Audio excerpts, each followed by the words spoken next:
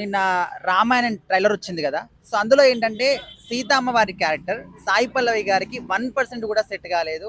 వేరే వాళ్ళని పెట్టి చేయించి ఉంటే బాగుండేది అని చెప్పేసి చాలా మంది అభిప్రాయపడతారు, 90% పీపుల్. సో మీరు ఏం చెప్పదలుచు? ఫస్ట్ ఆఫ్ ఆల్ అలా కౌంటర్ రావడానికి కారణం ఆమె మూవీ కంటే ముందు పాకిస్తాన్కి సపోర్ట్ చేసిందండి.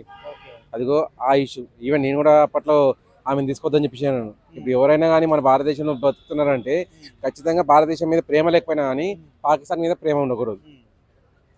భారతీయ పౌరులుగా నేను చెప్పదలుచుకుంది.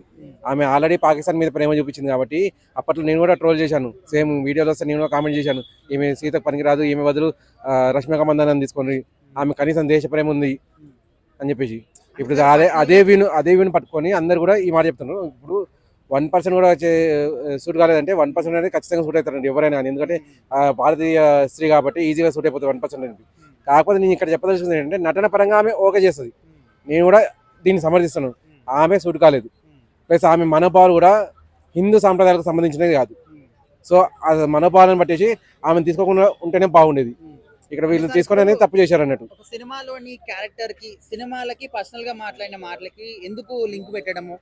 నటన పరంగా మేము తీసుకున్నారు అనుకోవచ్చు కదా, పర్సనల్ విషయాలు ఎందుకు ముడి పెడుతున్నారని అంటే ఫస్ట్ ఆఫ్ ఆల్ సినిమాలో చరిత్ర అనేది లేకపోతే మీరు ఎలాగైనా తీసుకోండి, ఎవరైనా తీసుకోండి, దాంతో పట్టింపు ఉండదు.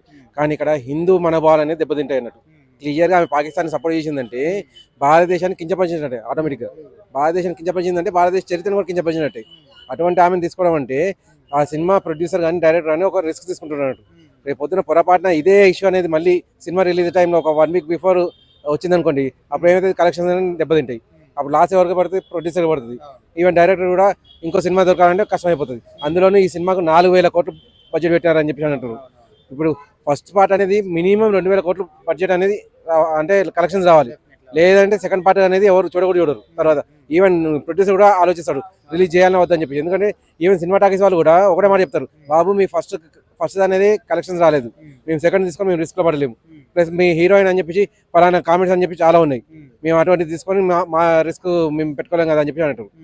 సో ఇటువంటి అన్ని కూడా డైరెక్టర్ గారు ప్రొడ్యూసర్ అనేది ఎప్పుడో చూసుకోవాల్సింది. కాకపోతే ఇష్యూ అనేది పాతబడింది. ఒకసారి ఫస్ట్ పార్ట్ రిలీజ్ అయితే కానీ దాని కలెక్షన్స్ పట్టేసి మనకి ఏంటి అనేది క్లియర్ అర్థం కాదు. అంటే సార్ ఇప్పుడు ఇక్కడ ఆమె కాస్ట్యూమ్ విషయంలో కూడా ఇంకో కాంట్రవర్సీ నడుస్తుంది. ఇక్కడ కాస్త డల్ అనిపించింది. అవును, అంటే అరణ్యవాసానికి వెళ్ళినప్పుడు కూడా గోల్డ్ వేసుకొని వెళ్ళింది, ఇదంతా కూడా కొంచెం చూసుకోవాలి కదా డైరెక్టర్స్ అని చెప్పేసి అంటున్నారు. సో అట్లా మీకు ఏమైనా అనిపించిందా? ఖచ్చితంగా. ఈవెన్ ఆమె లుక్ అనేది ఎలా డల్ అనిపించింది. ఇప్పుడు ఈ గోల్డ్ వేసుకుందా లేదా అని చెప్పేసి, మట్టి గాజులు వేసుకుందా లేదా అని చెప్పేసి అది వేరే పాట అన్నట్టు. ఫస్ట్ ఆఫ్ ఆల్ అనేది సీత అనగానే మనకు రాజ్యాంగంలో ఉన్నప్పుడు మొత్తం నగలతో ఉండాలి. అరణ్యవాసం అనగానే జస్ట్ ఓన్లీ ఇప్పుడు మనకు టీవీ సీరియల్లో ఉంది సీత అని చెప్పేసి, ఆమె ఓన్లీ ఒక చీర జాకెట్ అంతే, ఇంకేం లేదు, కాళ్ళకు చెప్పులు లేవు. ఆ రకంగా అడవులకు పంపించారు. ఆ సీన్ అనేది మొత్తం సెట్ అయిపోయింది అన్నట్టు అక్కడ. ఆ రకంగా కనీసం టీవీ సీరియల్ చూసినా కానీ మీకు కొద్ది గొప్ప అర్థమయ్యేది కదా. ఇప్పుడు ట్రోలింగ్ అనేది ఏం చేస్తారు, ఇప్పుడు ఫస్ట్ నుంచి ఆమె హీరోయిన్ గా సెట్ కాదు, సీతగా సెట్ కాదు అని చెప్పి క్లియర్ అంటారు. అటువంటిప్పుడు ఇటువంటి జాగ్రత్తలన్నీ తీసుకోవాల్సింది డైరెక్టర్ గారు.